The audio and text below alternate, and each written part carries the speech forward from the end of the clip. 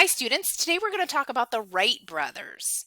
Two brothers who were maybe among the most famous people to ever be from Ohio. Let's get started. Wilbur Wright was born on April 16, 1867 in Millville, Indiana. Orville was born on August 19, 1871 in Dayton, Ohio. Their parents were Milton Wright and Susan Catherine Wright. The Wrights' siblings included two older brothers, Royklin and Lauren, and a younger sister, Catherine. Milton Wright was a bishop in the Church of the United Brethren in Christ and editor of the church newspaper. Wilbur and Orville attended the local public schools in Dayton, but neither graduated from high school or attended college. Nevertheless, they grew up in an environment that encouraged creative and intellectual development. Their household included a large family library from which the brothers read extensively. While not necessarily well-schooled, the brothers were well-educated. The Wright brothers were continually looking for new challenges. As young men, the two brothers went into business together. In 1889, they opened a print shop and published a local newspaper using a printing press they designed and built. In 1892, they opened their own bicycle shop. By 1896, they were manufacturing their own bicycles called Wright Flyers. It was their interest in flight, however, that led to their fame as adults and reshaped the world.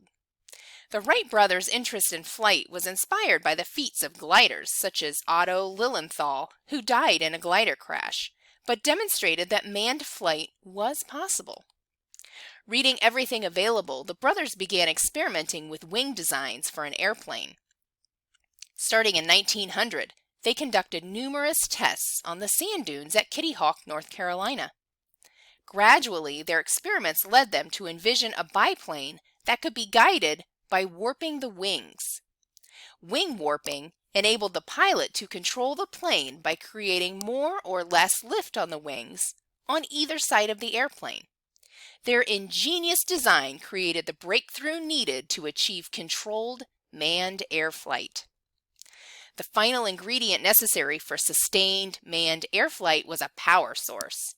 The Wright brothers determined that a propeller driven by a gasoline engine could provide enough power to sustain flight.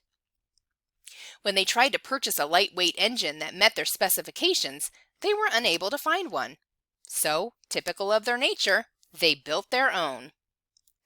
On December 14, 1903, the Wright brothers were ready to test the aircraft they had built.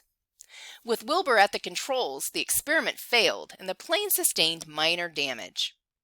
After repairing the aircraft, they tried again on December 17th. This time, with Orville piloting, the plane stayed in the air for 12 seconds and covered 120 feet. The length and duration of the flight were not much by today's standards, but the Wright brothers had demonstrated that sustained flight in a heavier-than-air craft was possible. The brothers tested their aircraft 3 more times that day with increasing levels of success. The final flight of the day carried Wilbur 857 feet in 59 seconds. Many Americans, including journalists, did not believe the story of the Wright brothers' first flight. Only 5 Ohio newspapers covered the story. The others refused to believe that flight was possible. Undaunted, the brothers continued to experiment with their aircraft, moving their operations to Huffman Field near Dayton. Initially, they found it difficult to obtain the funding they needed to capitalize on their invention. They attempted to interest the United States military, but government officials were skeptical. In 1906, the Wrights received a patent for their invention, providing them the security they needed to pursue funding more openly, without fear of competitors stealing their designs. By 1909, they obtained enough financial support to organize the Wright Company. With Wilbur serving as president and Orville as vice president, the company manufactured airplanes in Dayton and operated a flight school at Huffman Field. Wilbur Wright's tenure as company president was cut short when he contracted typhoid fever. He died on May 30, 1912. Orville assumed his brother's position as president of the company, but he had little taste for executive life. He sold the company in 1915 and retired from the aircraft business. Orville made his last flight as a pilot in 1918.